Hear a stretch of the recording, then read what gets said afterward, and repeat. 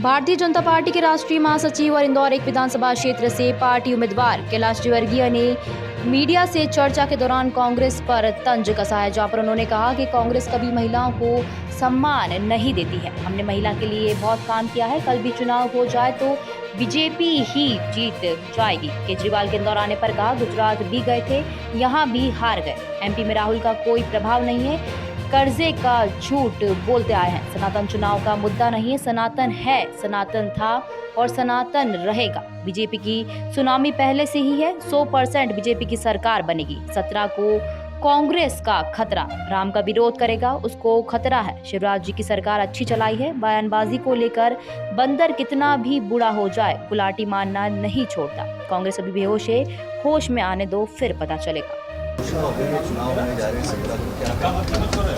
सबसे पहले तो निर्वाचन आयोग को मैं धन्यवाद देता हूं और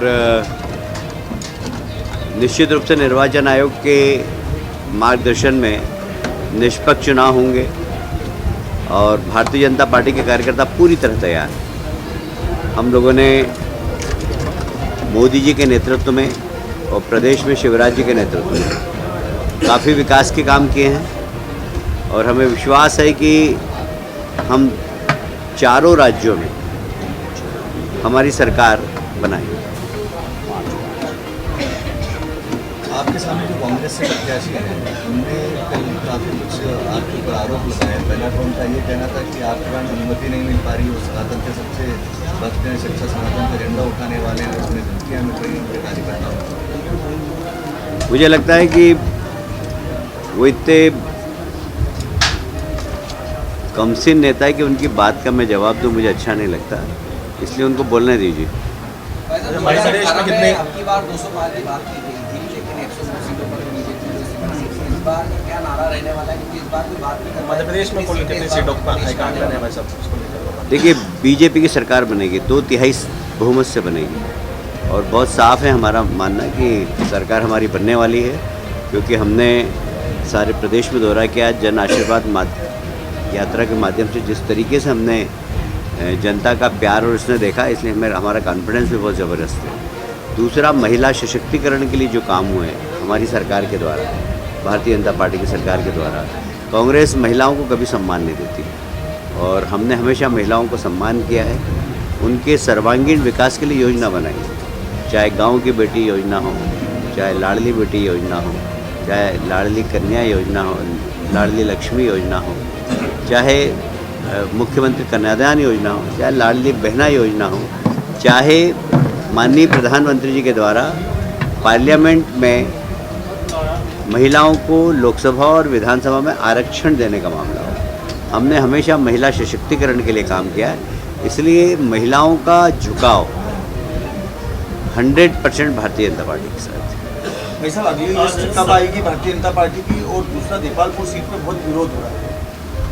देखिए, छोटा डेमोक्रेसी हमारी पार्टी के अंदर इंटरनल, तो ऐसे छोटे मोटे विरोध होते हैं। पहले भी आपने 2 सूची जारी हुई, इधर उधर थोड़े से विरोध हुए थे, सेटल हो गए सर। यहाँ का भी सेटल हो जाएगा और 1-2 दिन में दूसरी सूची आ जाएगी। भाई साहब, आचार संहिता जब 17 तारीख को चुनाव की डेट फाइनल हो चुकी है, अब क्या रणनीति रहने वाली, क्या कुछ प्लानिंग चेंज होने वाली है, किस तरीके से बीजेपी अब मैदान, क्योंकि समय बहुत कम है, 17 तारीख को चुनाव। नहीं, कोई हमें बहुत ज़्यादा कोई समय की ज़रूरत भी नहीं। कल चुनाव हो जाए तो भारतीय जनता पार्टी की सरकार बनेगी, क्योंकि हमने 5 साल काम किया है और हमें ऐसा नहीं लगता है कोई समय कम है। हमारे यहाँ कार्यकर्ता बिल्कुल तैयार हैं और पोलिंग बूथ तक के कार्यकर्ता तैयार है, पन्ना प्रमुख तक के कार्यकर्ता तैयार है और सरकार ने जनहित के कार्य किए हैं और इसलिए हमें कॉन्फिडेंस पूरा है कि हमारी सरकार बनेगी। आपके पास एक आपकी सीट के साथ साथ फिर पूरे मालवा निमाड़ की जिम्मेदारी भी आप पर है, चूँकि आपको अपनी सीट पर भी समय देना है और इन जिलों की जिम्मेदारी भी आप पर है। किस तरीके से अब ये चीज़ें मैनेज होंगी, क्योंकि अब लगातार आप यहाँ के अलावा जैसे अभी नीमच भी गए थे, रतलाम भी जाना है, आगे भी इनकी जिम्मेदारी निभाना है? नहीं, मैं जाऊँगा, मैं परसों देवास गया था, ऐसे मैं ज़्यादा रहूँगा, पर रात में तो इंदौर ही आना है और कार्यकर्ताओं की टीम इतनी बड़ी है कि मुझे बहुत ज़्यादा अब 1 नंबर में जाने की ज़रूरत नहीं है, क्योंकि 1 नंबर क्षेत्र का मेरा पूरा एक बार का दौरा हो गया। राहुल गांधी इंदौर आ रहे हैं भाई साहब, केजरीवाल इंदौर आ रहे हैं। 1 नंबर अच्छा है, वो आए, वो गुजरात भी गए थे और वहाँ पर भी दावा किया था उन्होंने। यहाँ पर भी आ रहे हैं तो उनका स्वागत है। देखिए, डेमोक्रेसी में सबको अपनी बात कहने का स्वतंत्रता है, इसलिए अरविंद केजरीवाल भी जो आए तो बहुत हमें कोई फर्क नहीं पड़ता उससे। बीजेपी की आदिवासी सीटों के लिए मंडला और बेवारी में राहुल गांधी का आगामी दौरा है, उसको लेकर कांग्रेस तैयारी चल रही है। कह रहे हैं कि राहुल गांधी से काफ़ी प्रभाव पड़ने वाला है इन सीटों पर। मध्य प्रदेश में राहुल गांधी जी का कोई प्रभाव नहीं, क्योंकि वो पिछले विधानसभा चुनाव में बहुत बड़ा झूठ बोल कर गए थे और किसानों को धोखा दे के गए थे कि 8 दिन में हम सारा कर्जा माफ़ कर देंगे, बेरोजगार नौजवानों को भत्ता देंगे, हमारी सेल्फ हेल्प ग्रुप की महिलाओं का सारा बैंक का कर्जा माफ़ कर देंगे, गुरुजी, शिक्षक, अशासकीय शिक्षक सबको रेगुलर कर देंगे। इतनी सारी घोषणाएं की थी, उसमें से एक भी घोषणा पूरी नहीं हुई है। और इसलिए राहुल जी का मध्य प्रदेश में आना भारतीय जनता पार्टी के लिए फायदेमंद है। विजय जी, दशहरा के पहले ही दोस्तों वॉर में कई सनातन के ऊपर उंगली उठाई जा रही है, क्या कहना चाहेंगे आप? देखिए, चुनाव का मुद्दा नहीं है सनातन। सनातन मुद्दा है इस देश की परंपरा, इस देश की संस्कृति और इस देश के संस्कार, और इसलिए चुनाव का मुद्दा ही नहीं है ये। सनातन इस देश की पहचान है, सनातन यह देश था, सनातन यह देश है और सनातन रहेगा।